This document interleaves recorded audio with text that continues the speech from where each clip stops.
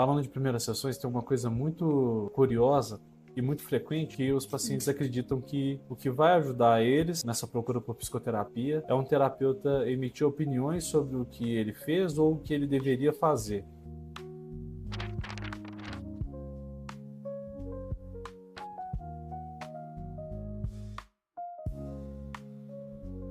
Só que isso é uma faca de dois gumes, porque se essa opinião ela encaixa bem e a consequência dela é negativa, a culpa é do terapeuta que deu uma opinião ruim. E se ela vai bem, também é muito ruim, porque o paciente ele acaba dependendo da visão de um outro que não é ele para guiar a própria vida, né?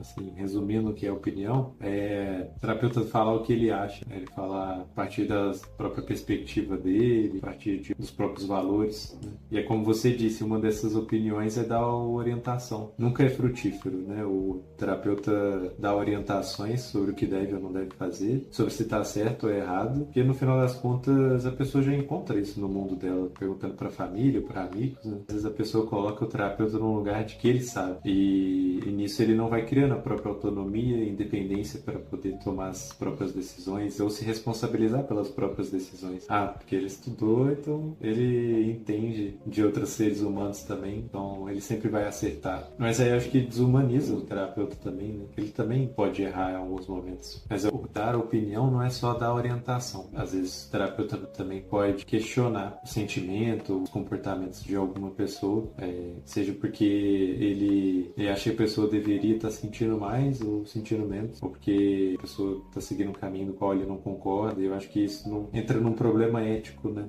Do nosso código de conduta, o que a gente pode fazer como terapeuta, do qual tudo que a gente tem que fazer tem que ter por base uma técnica. A gente não está ali também para questionar as crenças da pessoa ou então os desejos dela.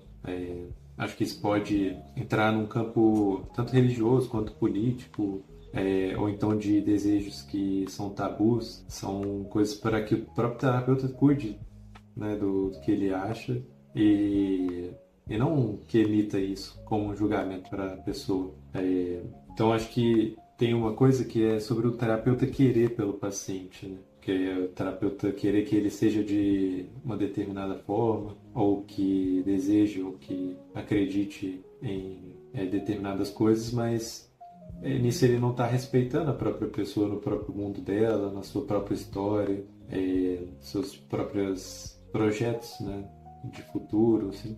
É importante falar também, quando a gente está falando assim, de terapeuta dar opinião, é o que o terapeuta faz, né? Que é sempre isso de estar explorando os sentimentos da pessoa, de estar explorando as possibilidades que ela encontra, né? Que se ela pergunta para o terapeuta o que ela deve fazer, qual decisão ela deve tomar, em vez de o terapeuta estar já retornando para ela uma resposta pronta, encontrar junto com essa pessoa quais possibilidades ela tem no próprio horizonte dela, o que ela já vê como possibilidade, ou como que ela se sente escolhendo cada uma das possibilidades que ela vê, porque para além de saber assim, se uma decisão é certa ou errada, a pessoa tem que se perguntar se ela consegue manter aquela decisão, se vai ser sustentável a longo prazo. E eu acho que assim tem algumas técnicas que o terapeuta pode utilizar para poder explorar isso tudo junto com a pessoa e aproximar não só de que decisões ela deve ou não tomar, mas acho que também de comportamentos de hábitos, né, que ela tem na vida dela. E algumas dessas técnicas, né, para aproximar disso vão utilizar o que o terapeuta está observando da pessoa ali, já considerando o tempo de terapia, e como que o terapeuta se sente também junto com essa pessoa, mas sempre, quando for retornar isso para a pessoa, retornar com uma pergunta, né? Não já falando qual é a verdade sobre ela. Que assim, tanto o terapeuta e o paciente podem construir juntos, assim, e olhar para cada situação ou comportamento, tendo cada um a sua perspectiva sobre isso. E o terapeuta respeitando essa própria perspectiva da pessoa em relação ao que ela faz. Tem uma certa importante diferenciação, né, do que é uma observação do que o terapeuta faz, do que é palpite, opinião. Que E eu acho que a medida disso, né, como que diferencia uma observação que o meu terapeuta fez sobre mim de uma opinião que ele dá também?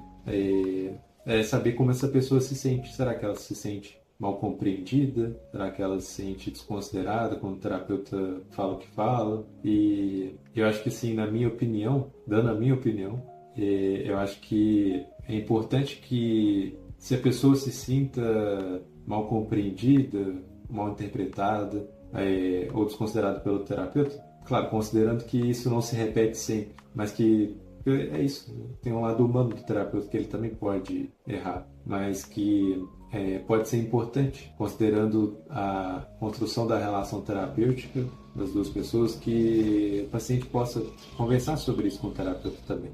Quando isso acontecer, de uma forma atípica, que não é, né, como a gente pode imaginar que acontece frequentemente também, mas que isso possa ser trabalhado junto para que cuide dessa relação, porque o que é mais importante para a terapia é que a pessoa se sinta livre para falar sem restrições sobre tudo que está se passando com ela, né? Seja dos desejos, das crenças, dos sonhos, e sempre tendo isso como uma estrela guia assim, para a terapia, sabe? Então é isso, eu pensei. Tem uma coisa legal que você falou, Lucas, que eu fiquei pensando, que tem a ver com tudo que você falou, né? Mas ficou na minha cabeça quando você disse que às vezes a pessoa confia muito na imagem do terapeuta, como se ele soubesse de tudo, e aí ela confia que, tipo, o terapeuta vai conseguir dar respostas para ela e vai resolver os problemas dela e vai dizer o que ela deve fazer. E eu acho que não é assim, né, que funciona a terapia. Eu acho que a terapia, na verdade, tem muito mais potência quando o caminho é contrário, quando é o terapeuta que confia na pessoa e não a pessoa que confia no terapeuta no sentido de, tipo, confiar que ele vai resolver os problemas dela. Que o terapeuta confiar que a pessoa consegue sozinha lidar com os sofrimentos dela, com as situações que ela está trazendo. E é isso que a gente faz, né, na terapia. A gente ajuda a pessoa a entender o que ela está passando e os caminhos que ela tem, mas a gente confia que ela mesma consegue lidar com essa situação. E é isso que gera autonomia, né, que a pessoa não fique dependente do terapeuta. Então, eu fiquei com esse exemplo que você deu na cabeça e fiquei pensando isso, né. Na verdade, é muito mais interessante que o caminho seja o contrário, que a gente que coloque essa confiança nele. Uhum. Eu acho que dá para dar exemplos também, assim, de como que, por exemplo, já chegou para mim um paciente que tinha passado por uma experiência que ele não se sentiu acolhido pelo terapeuta porque ele estava terminando um relacionamento e já tinha um tempo que ele falava sobre isso na terapia. Aí o terapeuta chega para ele e fala: pô, mas o que tinha nessa mulher? Você não para de falar nela, hein? Até como se ele já tivesse que estar em outro lugar, né? Como se ele não pudesse ainda estar se despedindo dessa relação e passando pelo processo dele de deixar para trás a história que ele viveu, assim. Então acho que dá para dar muitos exemplos, né, até também de julgamentos ou preconceitos que o terapeuta pode ter em relação a crenças religiosas, por exemplo, e ficar questionando isso. E trazer a própria perspectiva dele, de que caminho que a pessoa deveria trilhar. Me veio uma coisa cômica na cabeça, que a filosofia do senso comum, a filosofia do Zé do Povo, fala, né, se conselho fosse bom, ninguém dava, vendia. E aí tem pessoa que interpreta a terapia errada, de maneira errada, fala assim, estão vendendo conselho, deixa eu ir lá, deve ser bom. Porque é isso, né? Assim, acho que tem um pouco essa construção. Eu vou ali ouvir uma opinião de um profissional. Até tem esse termo, né? Procure a opinião de um profissional. Na terapia não é isso. Como vocês bem disseram, é por outro caminho.